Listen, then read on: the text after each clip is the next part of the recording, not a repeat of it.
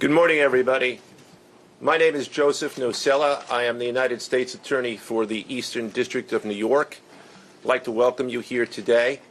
In addition, we have with us today FBI Director Kash Patel, FBI Assistant Director in Charge Christopher Rea of the New York Field Office, Special Agent in Charge of the New York Field Office Leslie Bakshies, New York Special Agent in Charge of Homeland Security Ricky Patel, Newark Special Agent in Charge of Homeland Security Michael McCarty, Police Commissioner Jessica Tisch, Chief of Detectives Joseph Kenny, and the Executive Director of the Waterfront Commission, Phoebe Sorrell.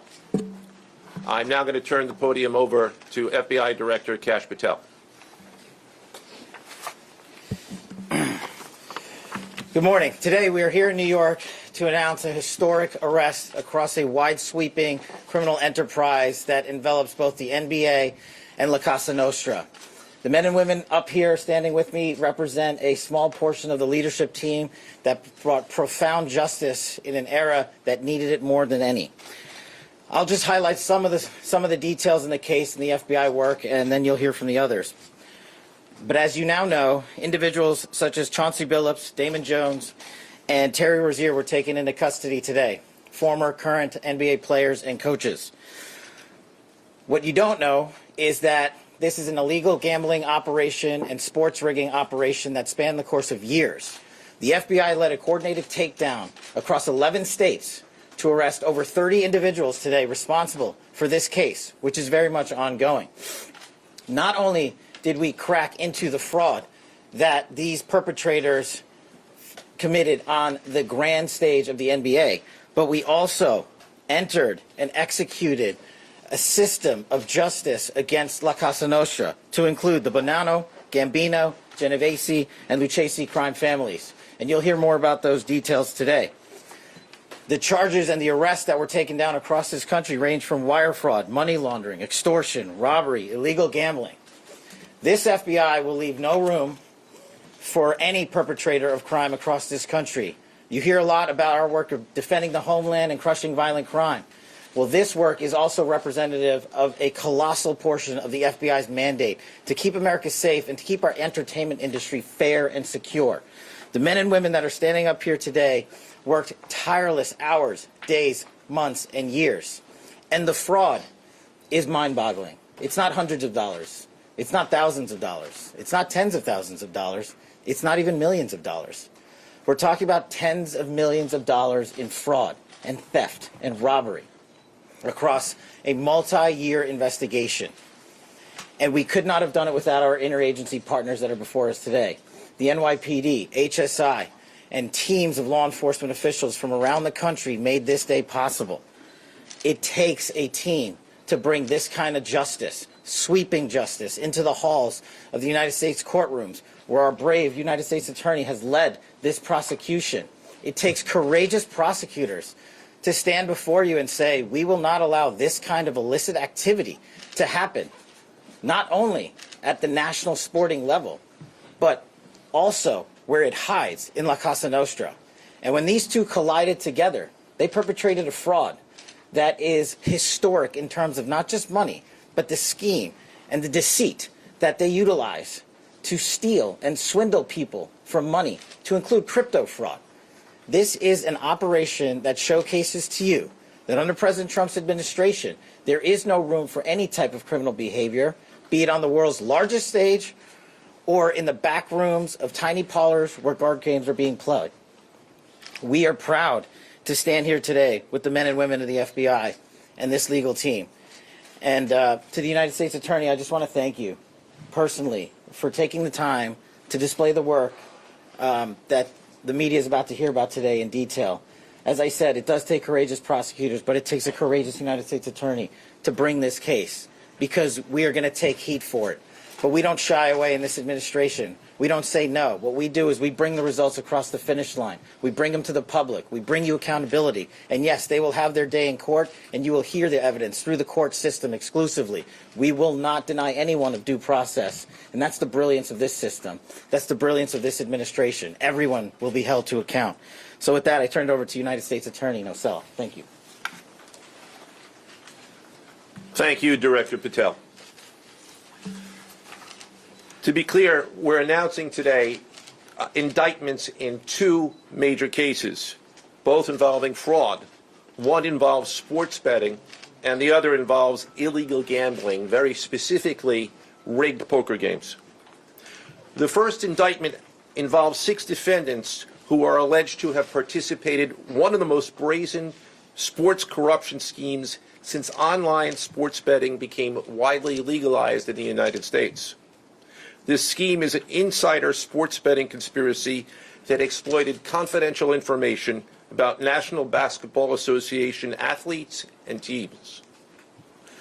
The second indictment involves 31 defendants alleged to have participated in a nationwide scheme to rig illegal poker games. These defendants, which include former professional athletes, used high-tech cheating technology to steal millions of dollars from victims in underground poker games that were secretly fixed. The games in the New York area were backed by the Bonanno, Gambino, and Genovese crime families of La Cosa Nostra.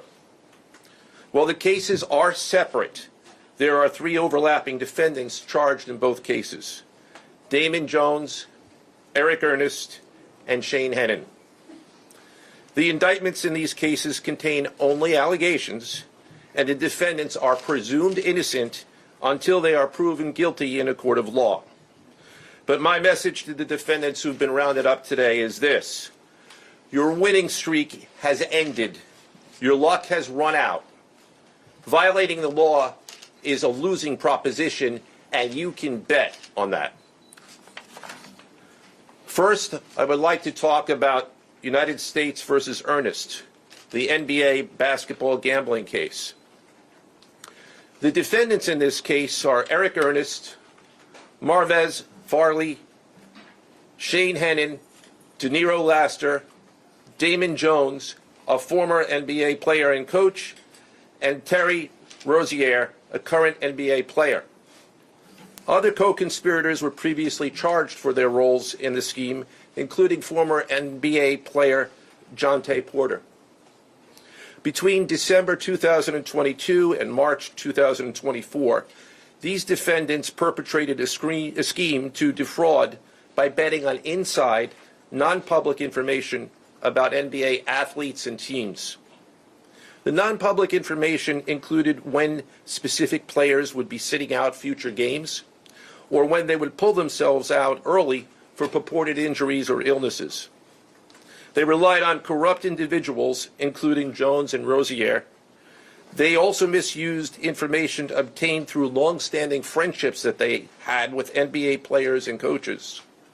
And in at least one instance, they got their information by threatening a current player, Porter, because of his pre-existing gambling debts. Defendants used this non-public information to place hundreds of thousands of dollars in fraudulent bets, mostly in the form of prop bets on individual player performance. The bets were placed through online sports books and also in person at casinos. The defendants relied on a network of straw bettors to place the maximum amount of bets to increase their potential profits. Most of these bets succeeded, and the intended losses were in the millions of dollars. The defendants then laundered their illegal winnings in various ways: peer-to-peer platforms, bank wires, and simple cash exchanges. The indictment details specific examples where the defendants profited from illegal gambling and illegal betting on various NBA games about the performance of players on, among other things, the Charlotte Hornets, the Portland Trail Blazers, the Los Angeles Lakers, and the Toronto Rangers. Each defendant in the NBA basketball gambling case has been charged with conspiracy to commit wire fraud and conspiracy to commit money laundering.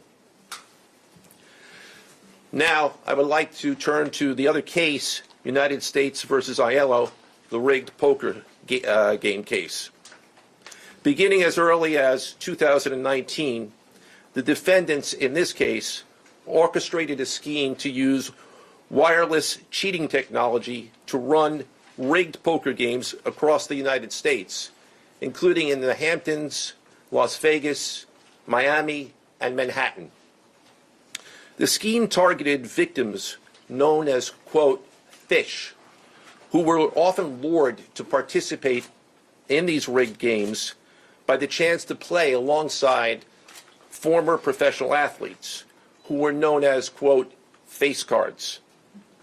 The so-called face cards included the defendant Chauncey Billups, who at the time of the scheme was a former NBA player and is currently the head coach of the Portland Trail Blazers, and also Damon Jones, a former NBA player and coach. What the victims, the fish, didn't know is that everybody else at the poker game, from the dealer to the players, including the face cards, were in on the scam. Once the game was underway, the defendants fleeced the victims out of tens or hundreds of thousands of dollars per game. The defendants used a variety of very sophisticated cheating technologies, some of which were provided by other defendants in exchange for a share of the profits from the scheme. For example, they used off-the-shelf shuffling machines that had been secretly altered in order to read the cards in the deck, predict which player at the table had the best poker hand, and relay that information to an off-site operator. The off-site operator sent the information via cell phone back to a co-conspirator at the table, and that person at the table was known as the quarterback. The quarterback then signaled secretly the information he had received from others to others at the table, and together they used that information in order to win their games and to cheat the victims. Defendants used other cheating technologies such as poker chip tray analyzers, which is a poker chip tray that secretly reads cards using a hidden camera, special contact lenses or eyeglasses that could read pre-marked cards, and an X-ray table that could read cards face down on the table. What you see depicted on the screen right now is an example of the X-ray table that reveals the cards. Although they are face down on the table, they can be read because of the X-ray technology. The Mafia, specifically members and associates of the Bonanno, Gambino, and Genovese organized crime families, had pre-existing control over non-rigged, illegal poker games around New York City. As a result, they also became involved in the rigged poker games, helping to organize the games and taking a cut of the proceedings, and working to enforce the collection of debts. The defendants laundered their proceeds, including through cash exchanges, the use of multiple shell companies, and through cryptocurrency transfers. As part of the scheme, some of the defendants and their co-conspirators also committed acts of violence, including the gunpoint robbery of a person in order to obtain a rigged shuffling machine, and extortions that were perpetrated against victims in order to ensure that they repaid their gambling debts. Defendants who participated in the rigged poker scheme are charged with wire fraud conspiracy. Other defendants have been charged with crimes including illegal gambling, money laundering, Hobbs Act robbery, and extortions. This case demonstrates our office's unrelenting commitment to fighting the scourge of organized crime in whatever form it takes. I'd like to conclude my remarks by thanking the incredible hard work of our law enforcement partners, including the FBI, Homeland Security, the NYPD, and the Waterfront Commission.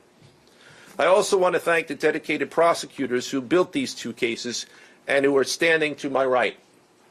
Benjamin Weintraub, David Bourbon, Caitlin Farrell, Michael Gibaldi, Irisa Chen, and Sean Sherman. They had the assistance of paralegal specialists Liam McNett, John Schneider, Marlene Bosler. Also deserving of our thanks, because of their outstanding investigative work on the NBA case are FBI Special Agents Russell Lantier, Dominic Mariani, Amy Giarosa, Shane Wilkins, and Supervisory Special Agent Luke Hardison. On the rigged poker game scheme, outstanding work was performed by FBI Special Agents Thomas Cribbin, Jeff Boriola, Jonathan Corona, Alexander Silverman, Amy Campanaro, and Supervisory Special Agent Michael Malahy, as well as NYPD Task Officer James McCullough, and from Homeland Security, Supervisory Special Agent Charles Freund, and from the Waterfront Commission, Detective Paul Shimborski. Finally, I want to note that the investigations in both cases are ongoing, and we encourage anyone with information about either scheme to please contact the FBI. Now I would like to turn the podium over to Special Agent in charge of the New York Field Office, I should say the Assistant Director in charge of the New York Field Office of the FBI, Christopher Rea. Chris?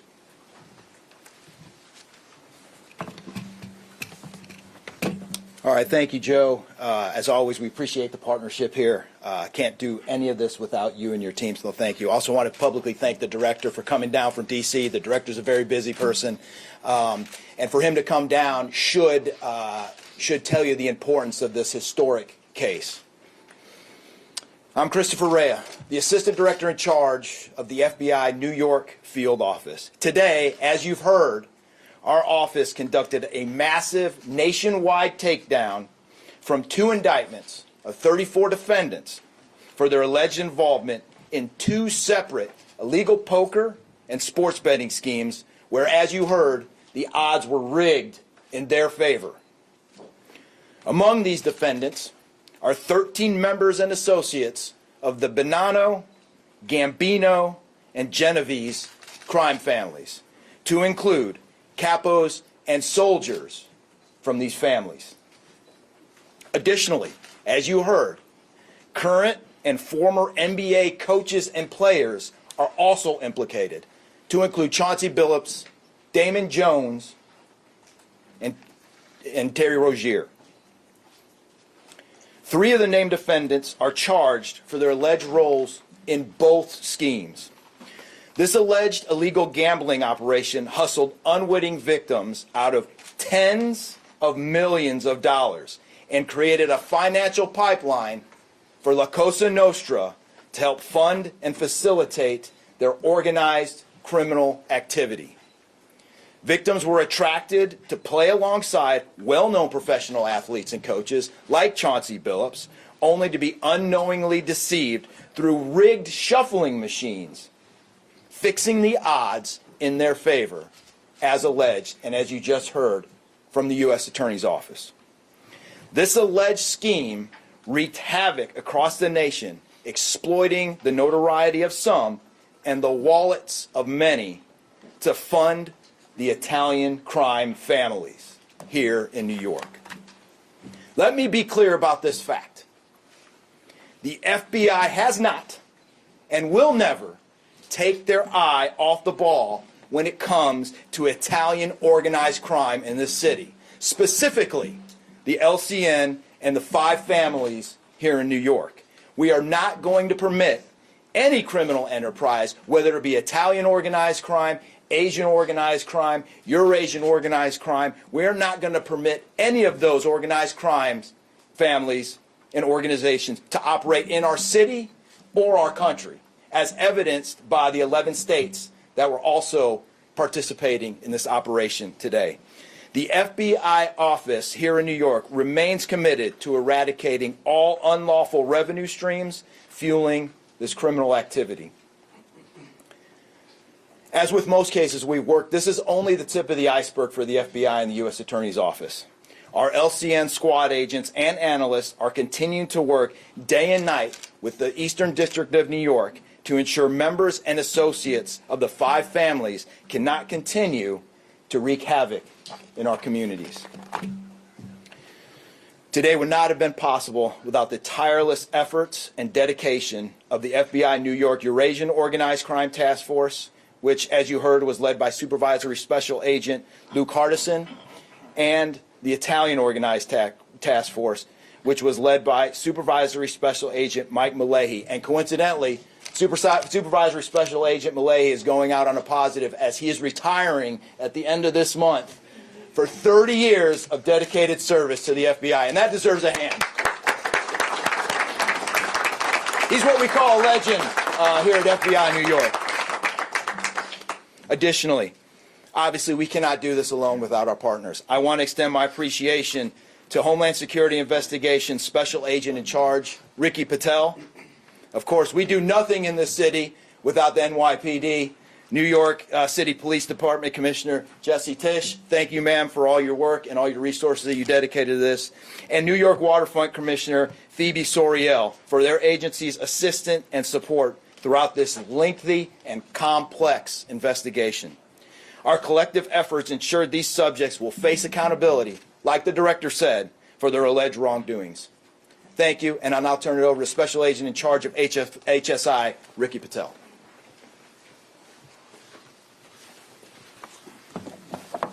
Thanks, Chris. Good afternoon, everyone. My name is Ricky Patel. I'm the Special Agent in charge for Homeland Security Investigations here in New York. This morning, hundreds of special agents and investigators with HSI, the FBI, the New York Waterfront Commission, and the NYPD descended upon the homes of individuals who for years have operated with the false sense of impunity, a false sense of incivility. In the early hours of today, across 9 states coast to coast, dozens of defendants were arrested and will face the consequences of their alleged crimes. This was their wake-up call. With the alleged involvement of 3 La Cosa Nostra crime families, 1 NBA head coach, a Hall of Famer, no less, and former NBA players, the years of investigative work that culminated with this morning's operation seem reminiscent of a Hollywood movie. But this wasn't luck, and this wasn't theatrics. This was an evidence-driven, relentless, and unified effort among law enforcement. Through what we have dubbed Operation Royal Flush, HSI New York, along with our task force personnel from the Waterfront Commission, first uncovered this scheme more than 4 years ago. Agents and investigators dedicated countless hours and sleepless nights in identifying the criminal network, dissecting communications and patterns, and following the money with precision. We built a case, piece by piece, and what we discovered was a sprawling criminal enterprise that utilized cutting-edge technology and various methods of deception to dupe unsuspecting gamblers into paying up so that these defendants could cash out. As alleged, this sophisticated conspiracy cheated victims out of at least $7 million and placed the public and the defendants alike at risk. This case involved global reach, financial depth, and the patience to dismantle complex financial criminal enterprises from the inside out. When criminal organizations attempt to launder profits through our country, HSI connects the dots and shuts it down. To anyone who thinks intimidation, fraud, or violence will shield their profits, understand this. If you are exploiting our communities, expect HSI and all of our law enforcement partners at your door. I would like to thank all our partners here today. Obviously, the United States Attorney's Office for the Eastern District of New York, the Waterfront Commission, the FBI, the NYPD, and the prosecutors that will carry this forward. Today's arrests are not an endpoint. They are the start of accountability. Thank you, and I now turn it over to Police Commissioner Jessica Tisch.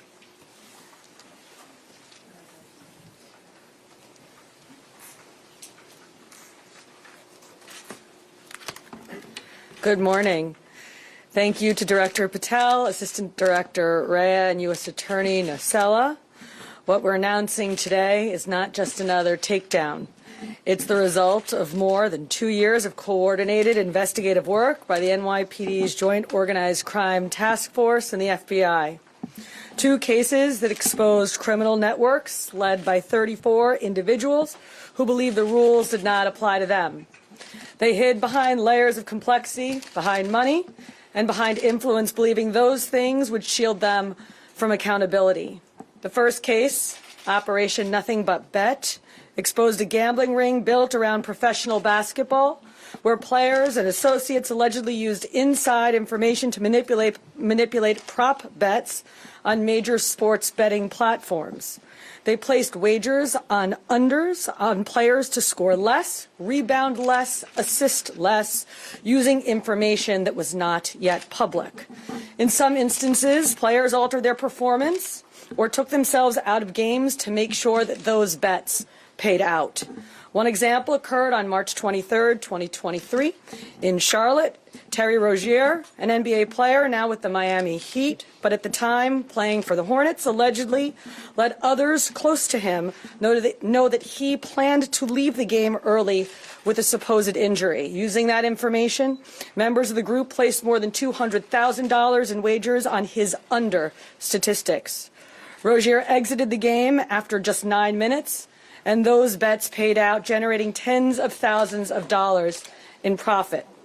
The proceeds were later delivered to his home, where the group counted their cash.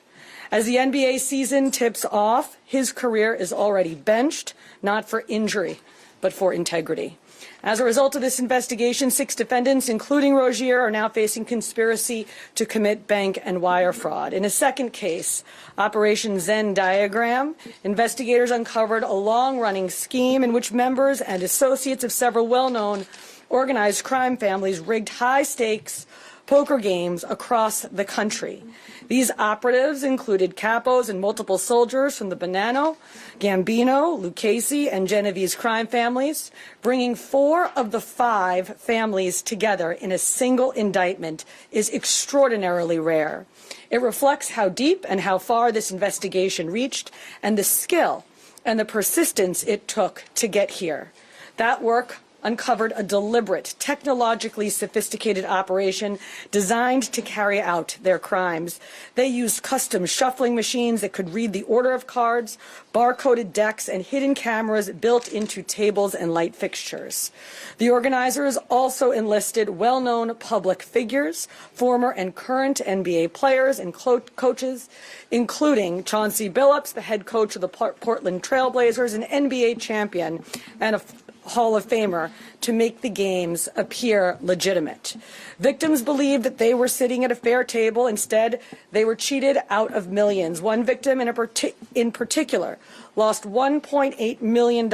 In total, losses exceeded $7 million and continue to climb. And when people refused to pay, these defendants did what organized crime has always done. They used threats, they used intimidation, and they used violence. It's the same pattern that we have seen for decades. Traditional mob enforcement methods combined with new technology to expand the reach of their operations.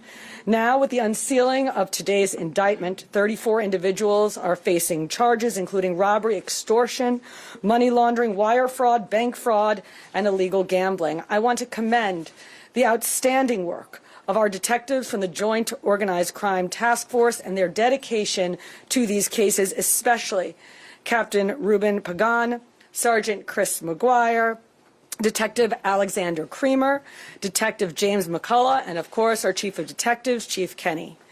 As part of these investigations, our members recovered and reviewed thousands of hours of video, conducted extensive surveillance on illegal gambling locations across the city, and executed more than 24 search warrants on electronic records that revealed the true extent of this conspiracy. Once again, the work of our detectives, together with the FBI and the U.S. Attorney's Office, closed those gaps before they could widen further. The NYPD is proud to stand with each of you today, as these cases represent the kind of partnership that defines modern law enforcement agencies, sharing intelligence, coordinating resources, and moving as one team. Thank you.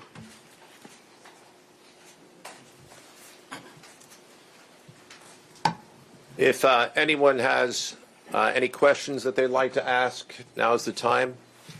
I had a question about the structure of the case. Is it the investigation into one case, did that lead into the discovery of the other? How if you could talk more about the link between the two. I'm not at liberty to discuss either the background of the investigation itself or the investigation as it continues. So I'm afraid I can't really explain to you other than the fact that both cases have been unsealed today, and there was an overlap that has been discussed already with respect to certain of the defendants. Are any other NBA players Yes. suspected? Jonathan Porter claimed that he had a gambling addiction. Did Rozier or Billups or Damon Jones claim the same thing at all? With respect to any allegations or defenses that have been made by any of the defendants, they will have their opportunity to present them in court. We're not here to air those at this time or to discuss them. Yes. You said the investigation is still ongoing. There seems to be several players referenced in the indictments, some that may have potentially passed on information. Is there the possibility of future arrests of NBA players in connection to the sports gambling operation specifically? As I said, I can't discuss ongoing investigations. The investigation is ongoing, which by definition means that there will be further evidence uncovered at a minimum, and there's always that possibility. But I can't comment any further with respect to that. Yes. Thank you. Director Patel, you had said in your comments, we're going to take heat for this case. Why do you say that, and what efforts might you take to counter that? It's not popular to go after some of the defendants that we went after today, but justice is served blindly. And how do we countermand that? Simple.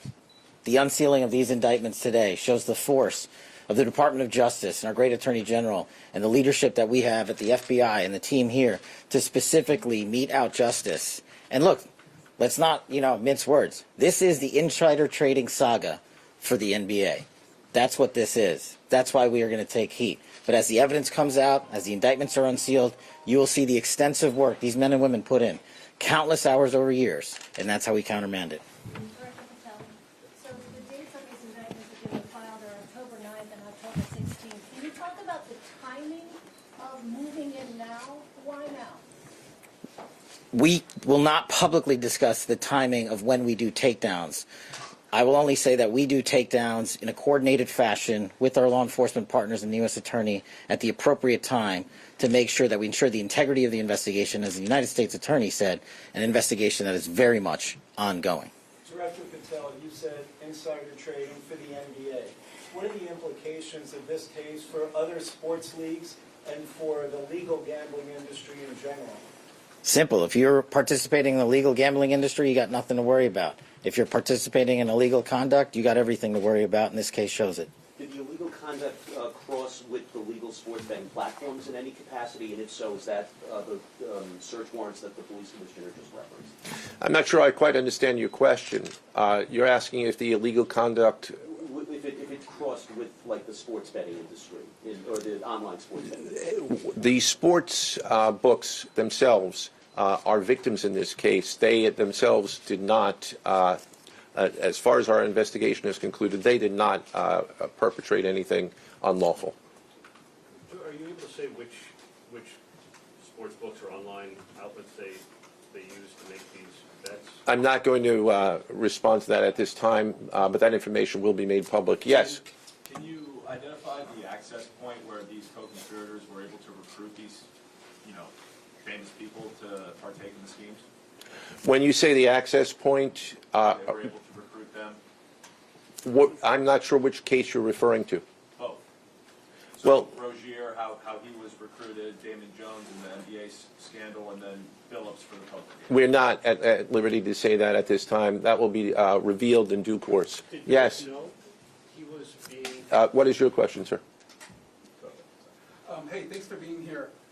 You just said that the sports books themselves are the victims, at least in the indictment involving Terry Rozier and others. They're among the victims. Okay, but those companies make, as we all know, they make a crazy amount of money off of a lot of everyday Americans make bets and mostly lose them. Are you concerned with a jury potentially not being sympathetic in a case where the victims, as you say, are these multi-million or billion-dollar gambling companies? Let me repeat that all of the defendants themselves are presumed innocent. We believe that at a trial, when they have the opportunity to present their defenses if they chose, because they're not required to. We will come forward with the evidence to demonstrate their guilt. Yes? There's been, I'm sorry. Did the NBA cooperate with this investigation at all? The answer to your question is yes, the NBA has cooperated with the investigation. Yes, sir. There's been a reason to believe there's an associated college basketball element to this. Can you confirm that, or is there another investigation or part of this investigation that will affect college basketball? The investigations that we announced today did not involve college basketball. Last question, last question. Yes. There was an emphasis on the Italian crime presence, organized crime in New York.